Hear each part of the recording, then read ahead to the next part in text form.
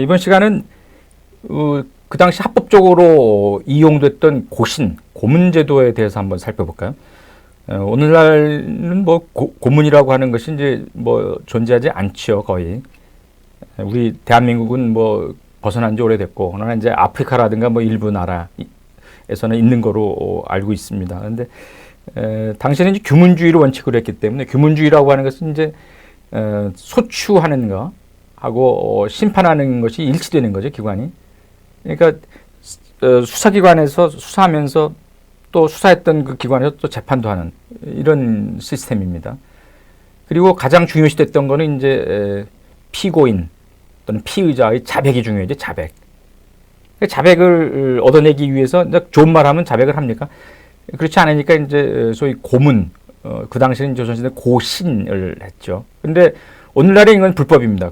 고문해가지고 취득한 증거 능력이 인정되지 않잖아요. 그러나 당시에는 자백이 중요한 증거였다는 거죠. 그러니까 자백을 받아내기 위해서 혈안이 돼 있었던 거죠. 여기 이제 보시면은 피의자는 처음부터 죄인이라 불렸고, 죄인.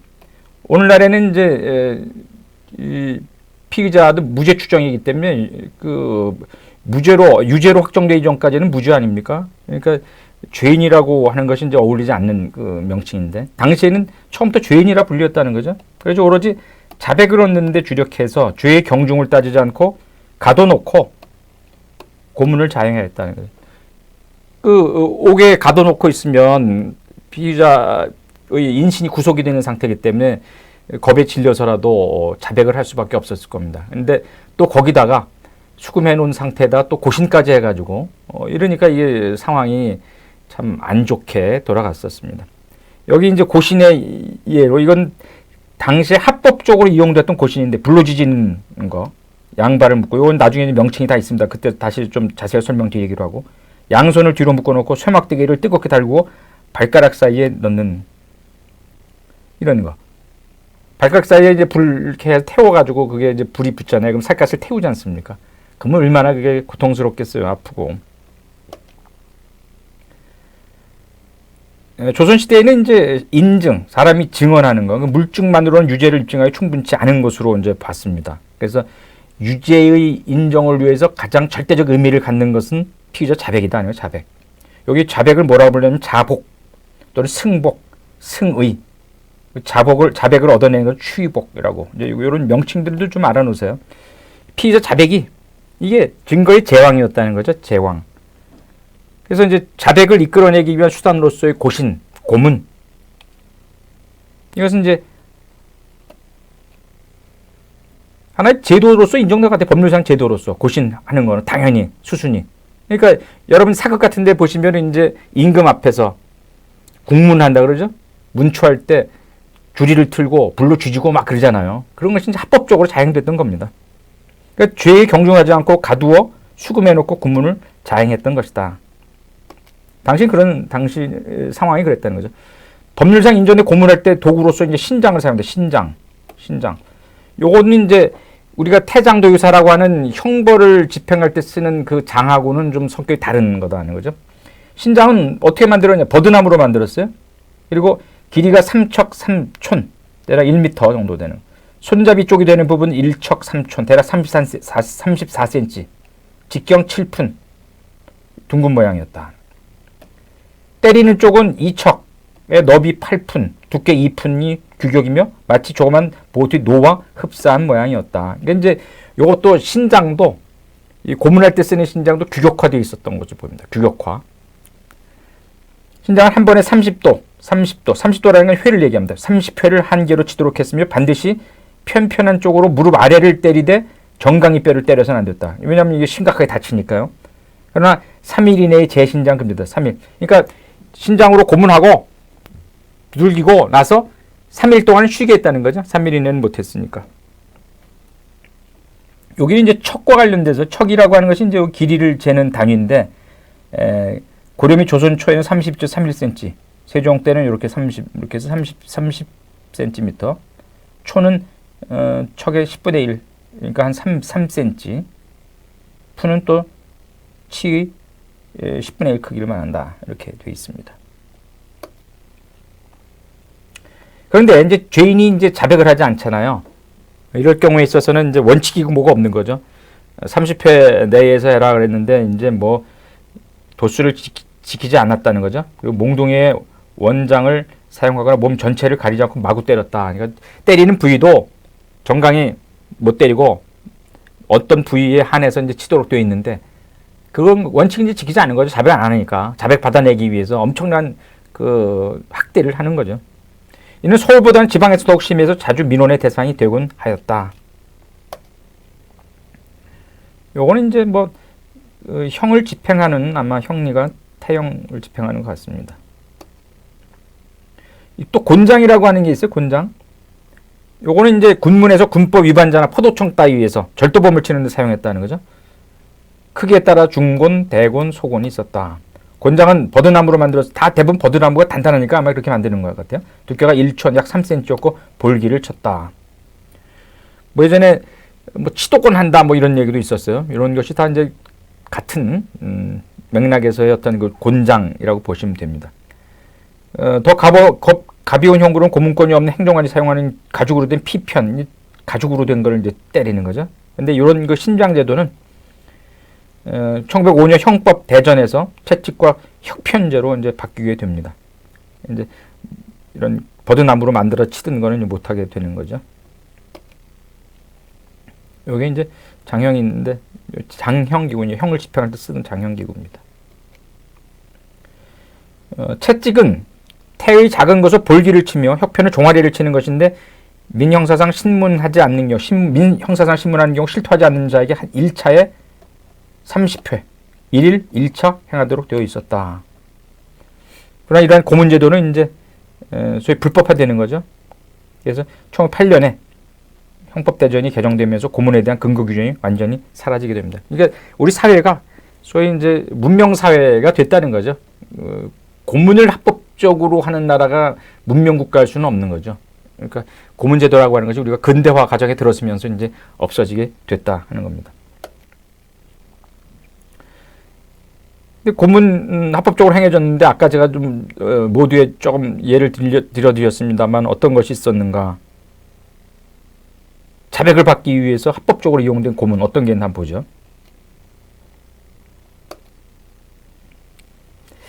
먼저 이건 이제 월족형이라고 그랬어요. 발 뒤꿈치 힘줄을 베어버리는 거. 월족형. 이건 이제 절름발이 또는 안진뱅이를 만들어버리는 거죠. 매우 잔인한 형벌이었다. 비공회 입수. 비공회 입수. 사람을 거꾸로 매달아 놓고 코에 잿물을 붓기도 하였는데 잿물을 붓는다는 것은 이건 뭐 어마어마한 겁니다. 그 안에 들어가면은 잿물이 그 지글지글 타잖아요. 권세관이 양반이면 노비나 천민의 죄를 다스릴 때 사용했다고 합니다.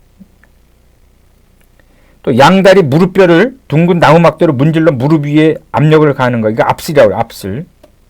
무릎뼈를 둥근 나무막대로 막 문지르는 거. 양다리의 무릎뼈를. 이는 시박 또는 강도 살인죄와 중죄를 저지른 자에게만 시행했다고 합니다. 압슬이라고 하는 거. 압슬. 무릎을 짓이겨버리는 그런 거죠.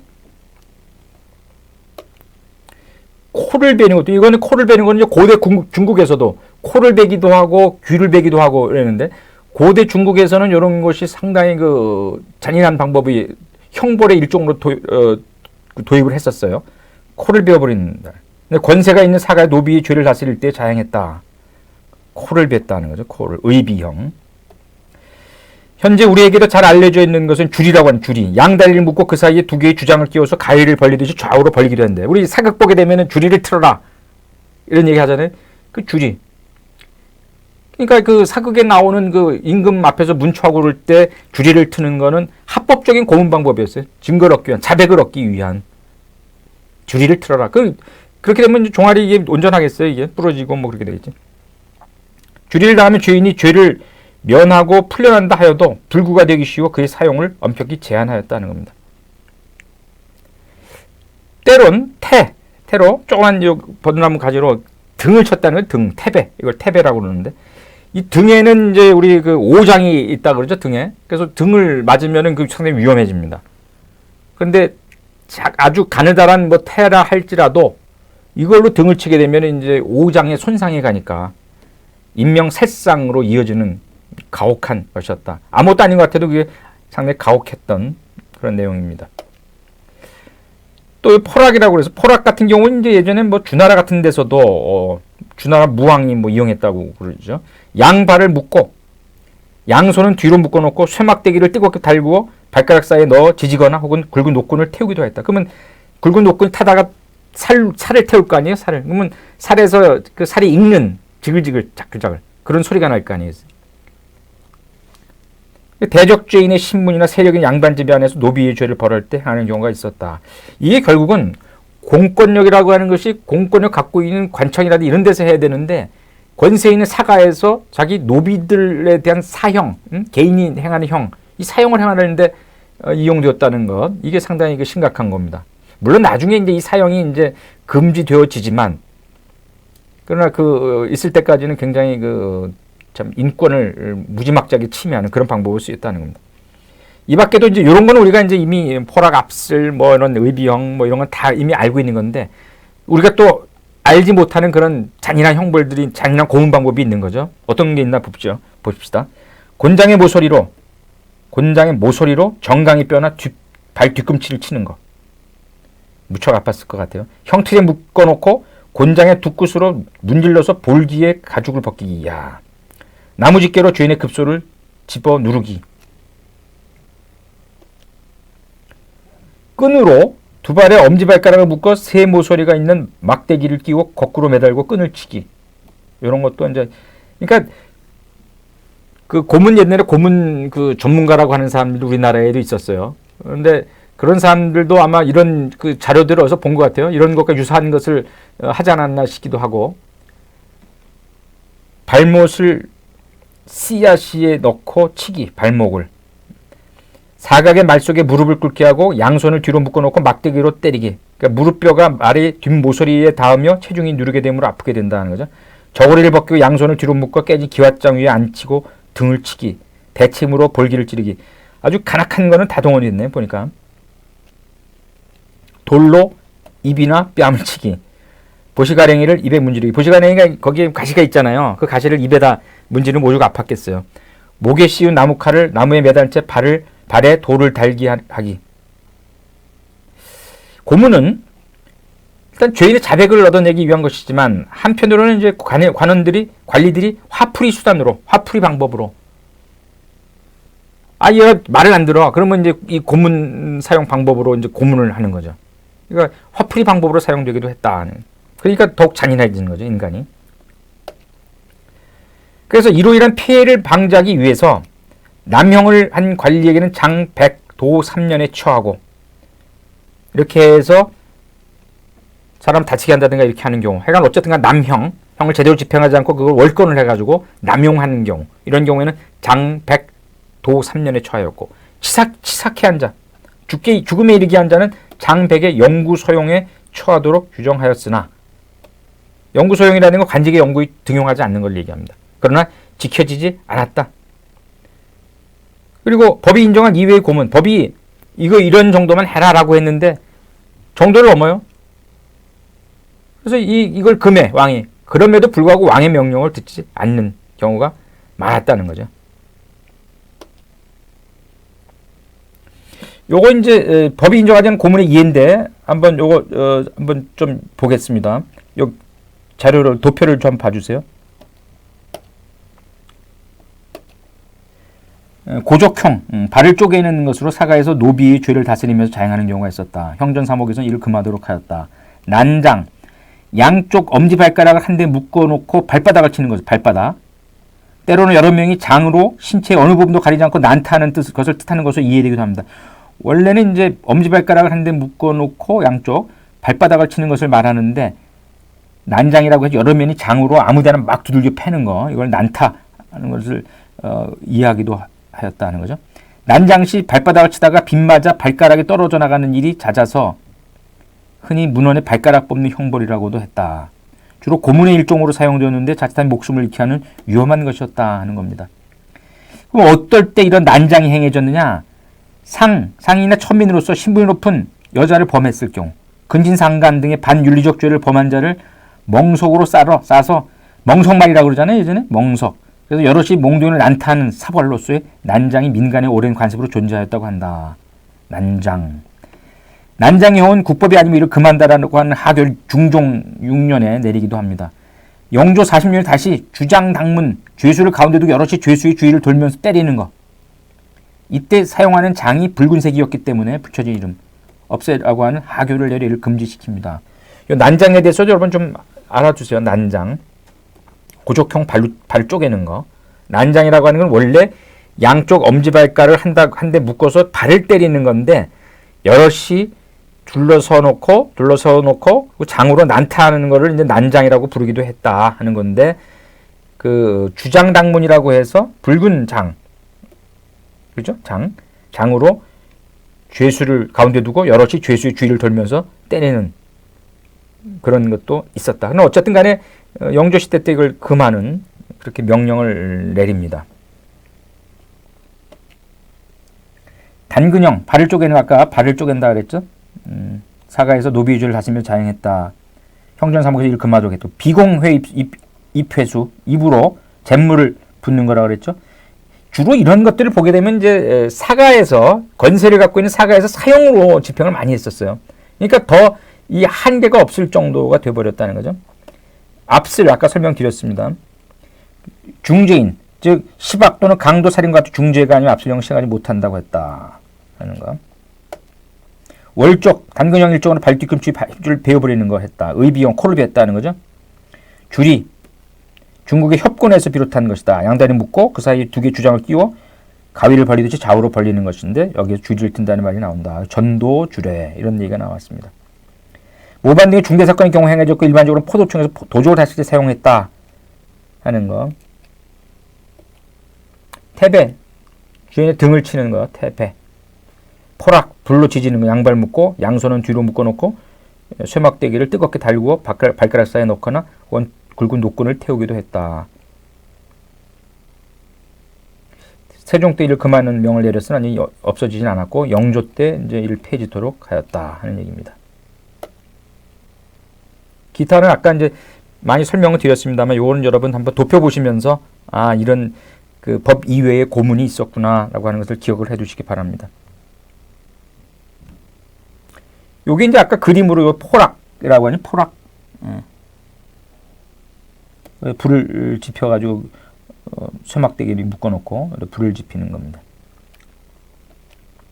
요거는 주리를 틀었는데 주리는 이제 이렇게 앉혀놓고 이렇게 양옆으로 해서 요거는 이제 앉혀놓고 요거는 이제 앉아 있는 거고 의자 같은데 앉아가지고 옛날에 주리를 틀고 그랬죠. 주리 트는 건데 요거는 이제 이렇게 앉혀놓고 의자 같은데 앉는 게 아니라 거적 같은데 이제 앉혀놓고 이렇게 했던 것 같습니다. 여기 형벌 사이트 그림 사이트가 있는데 이것도 한번 보시기 바랍니다. 참조하시기 바랍니다. 이번에는 이제 감옥에 대해서 감옥제도에 대해서 당시 어떻게 감옥이라고 하는 것이 운영되었는가 한번 살펴보도록 하겠습니다. 여러분 아시겠습니다만 감옥의 유래가 된 것은 부효시대로 거슬러 올라간 부효시대 때 이제 감옥이 있었던 것으로 이제 전해지는데 이 감옥이라고 하는 것이 사람이 들어가서 살기가 힘든 거죠. 오늘날도 교도소 뭐 이렇게 여러분 잘 아시겠습니다만 힘들잖아요. 그런데 당시의 여러 가지 그 사회 환경이라고 하는 것이 굉장히 그 열악하지 않았습니까? 조선시대 때. 그러다 보니까 감옥이 일반 뭐 생활하는 집도 아니고 여러 사람을 다 칼을 씌워놓고도 있고 이렇게 해서 그 집합해놓고 있는데 오죽 힘들었겠어요 여기가.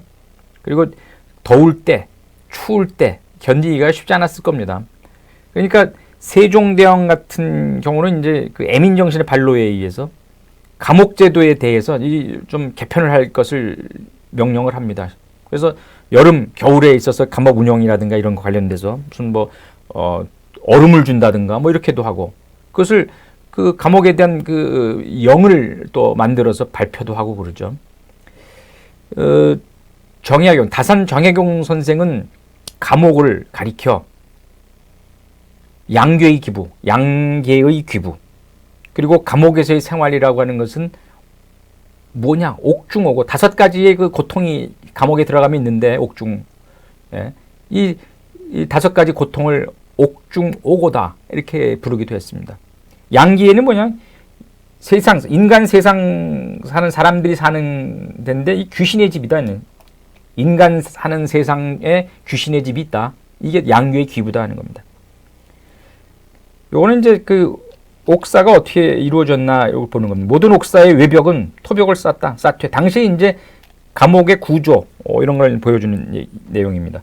그 주위에는 벽을 가리는 장목을 5줄로 심어서 나무가 무성해지면 문을 만들어 여닫을 수 있게 하였다.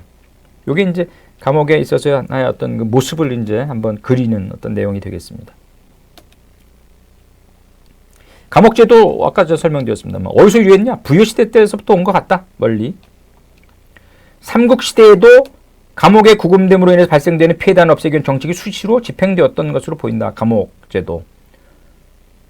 고려시대에는 감옥을 관장하는 관서로 전옥서를 뒀고 감옥을 시옥이라고 했다. 전옥서 제도라고 하는 것은 이제 조선시대에도 이제 전옥서가 있는 것이죠. 전옥서. 근데 이 전옥서라고 하는 것은 이제 고려시대 때도 감옥의 대표적인 명칭으로서 이제 전옥서라고 했던 것 같습니다. 조선시대 이제 감옥은 범죄 혐의가 있는 자에 대해서 일단 구금을 해야 되니까 수금을 했다는 얘기죠. 옥에다 가뒀다. 그러니까 수사 및 재판 형사 절차를 거쳐 형을 집행할 때까지의 수용을 위주로 하는 구금 시설이었다. 감옥이라고 하는 것은.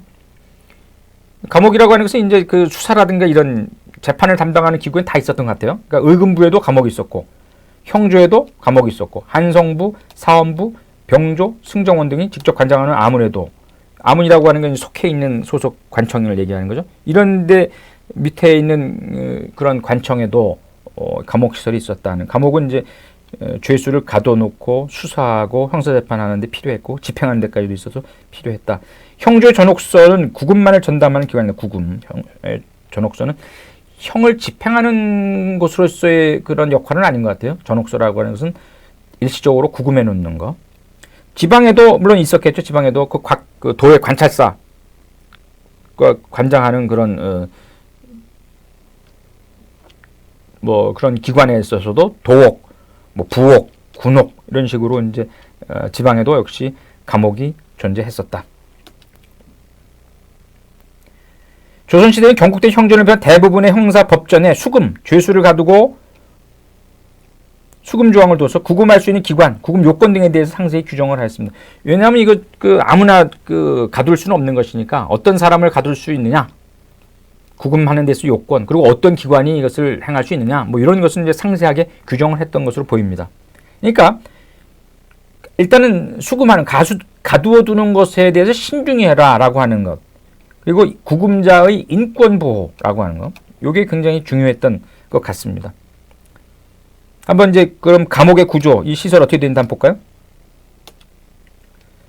요게 이제 전옥서 이 위치가 한번 요 그림 한번 볼까요?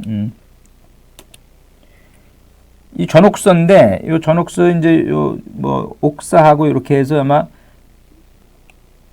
동그랗게 해가 전옥서의 구조를 나타내는 것 같습니다. 여기는 뭐 취사장도 있고 음식 조리하는 외부인 숙소도 있고 여기는 이제 소문이고 여기는 중문이고 여기는 여기 옥으로 들어가는 옥문이고 이렇게 해서 여기는 이제 관청 그 사무 보는 사령청 있고 처리청 뭐 이렇게 있습니다. 이렇게 해서 여기로 대문으로 들어가면 이쪽에 우측에는 이제 사무실이 있는 게 있고 이쪽에 또 소문을 지나면은 이제 수용자 취사장이라든가 숙소라든가 관리인 외부인 숙소가 있고 그 안으로 들어가면 이제 옥문 안으로 들어가면 이쪽으로 이제 쭉 옥사가 있다 이렇게 되는 것 같습니다. 요거는 이제 우리 도성 내에 있어서의 그 뭐